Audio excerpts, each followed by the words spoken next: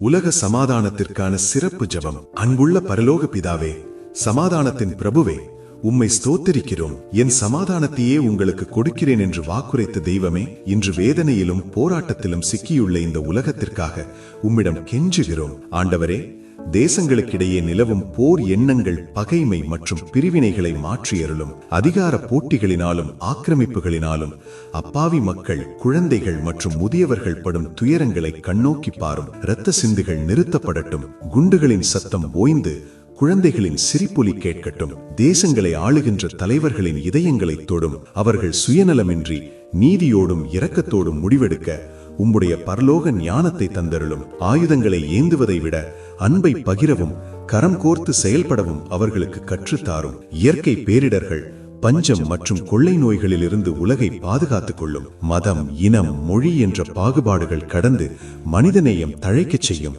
ஒவ்வொரு வீட்டிலும் ஒவ்வொரு உள்ளத்திலும் உம்முடைய மேலான சமாதானம் தங்குவதாக. அகதிகளாக அலைந்து திரிவோருக்கு அடைக்கலமும் ஆதரவற்றோருக்கு ஆறுதலும் தாரும். இந்த உலகம் அமைதியின் சோலையாக மாறவும் மக்கள் அனைவரும் அச்சமின்றி வாழவும் உம்முடைய கிருபையை ஊற்றும். சமாதானத்தின் தேவன்தாமே உலகெங்கும் அரசாட்சி செய்யும்படி இயேசு கிறிஸ்துவின் இன்ப நாமம் வழியாக மிக தாழ்மையோடு வேண்டுகிறேன் நல்ல பிதாவே, ஆமேன். சமாதானத்திற்கான வாக்குத்தத்த வசனம். பூமியிலே சமாதானமும் மனுஷர் மேல் பிரியமும் உண்டாவதாக.